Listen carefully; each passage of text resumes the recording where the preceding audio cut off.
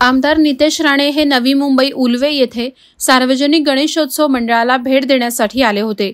यावेळी त्यांनी गणरायाची आरती करून दर्शनही घेतलं। त्यानंतर त्यांनी उपस्थितांना संबोधित करताना हिंदूंनी हिंदूंसोबतच आर्थिक व्यवहार करण्याचं आवाहन केलं। यावेळी नितेश राणे म्हणाले की आपल्या हिंदूंनाच आर्थिक बळकट करण्याची शपथ घेतली पाहिजे। हिंदूंचं हित आधी बघा, त्यानंतर इतरांना बघू। ते पाकिस्तानात, बांगलादेशात आपल्याला मोजतात का, असा सवाल करत आमदार नितेश राणे यांनी पुन्हा एकदा हिंदुत्वाचा मुद्दा अधोरेखित केलाय। उल्वेमधल्या प्रत्येक हिंदूंना आवर्जून तुम्हाला सांग, आमच्या इथे मोठं ब्रोकर लोकांचं असोसिएशन आहे। फार चांगलं काम करता तुम्ही सगळे, पण तुम्हाला मनापासून मी तुम्हाला विनंती करेन की तुम्ही ज्यांना घर विकता, ज्यांच्या बरोबर व्यवहार करता ना, ते हिंदूच असले पाहिजे, एवढं फक्त काळजी घ्या। हिंदूच असले, समोर असलेल्या कार्टाचं पहिलं फक्त आधार कार्ड बघा की हा तोच आहे का, कारण की हे स्वतःचं नाव पण खरं सांगत नाही, बळवे समजून घे।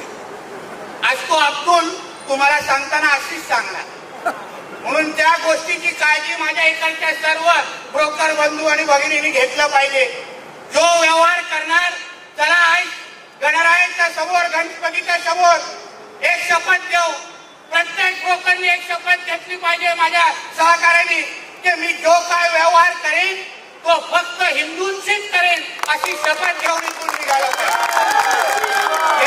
शपथ हातवरती करा आणि सांगा मला, यापुढे कुठलाही व्यवहार जो पण कराल तो हिंदूंशीच झाला पाहिजे, ही शपथ घेऊन तुम्हाला इथून निघायचं। नाही वाढवायचे आपल्याला या हिरव्या सापांना, नाही दूध पाजायचं आपल्या या हिरव्या सापांना, कारण हे आपले कधीच होणार नाही, एक लक्षात ठेवा। अहो, त्यांच्या इस्लाम मध्ये लिहिलेलं आहे की हिंदू त्यांच्यासाठी या तर काफिर असतो, या तर त्याला तुम्ही धर्मांतर करून इस्लाम मध्ये आणा किंवा त्याला मारून टाका, हे त्यांच्या धर्मामध्ये आपल्या विरुद्ध लिहिलेलं आहे।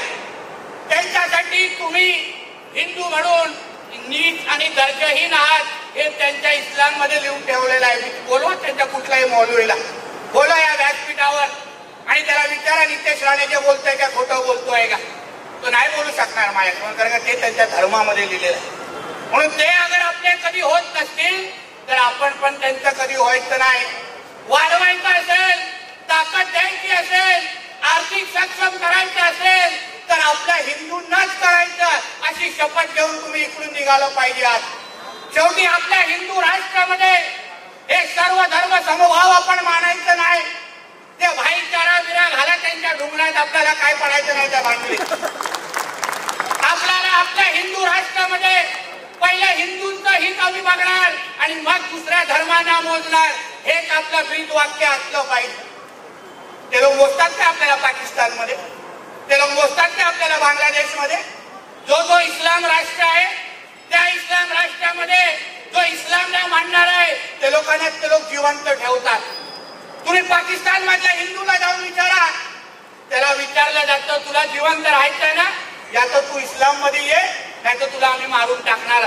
किमान 1000 तरी केसेस तुम्हाला मी दाखवतो। म्हणून तुम्ही पण तुमचा कडवटपणा, हिंदू म्हणून आपला कडवटपणा दिसलाच पाहिजे, प्रशासनाला पण कळलं पाहिजे। आता बघा 16-17 येणाऱ्या ईदची तयारीमध्ये हे कसं आमचं प्रशासन लागलेलं आहे।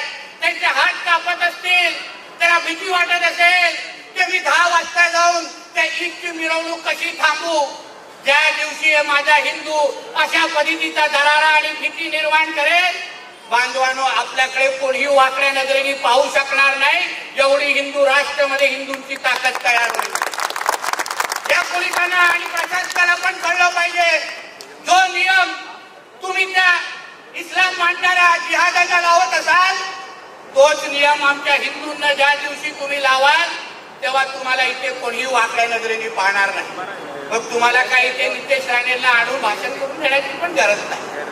म्हणून हा आपला उल्वा हा हिंदूंचाच असला पाहिजे 100%।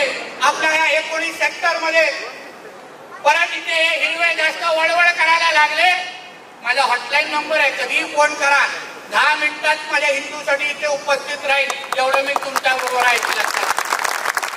आणि यांना माहिती आहे मी सेक्टर 19 मध्ये पुढच्या वेळी येईल, हे लोकांनी जास्त वळवळ केली, नुसता येणार नाही। आता आता तो फक्त महाआरतीच्या निमित्ताने आलाय म्हणून एकदम नुसता आलेला. वादळवारा लाईव्हसाठी न्यूज ब्युरो, नवी मुंबई.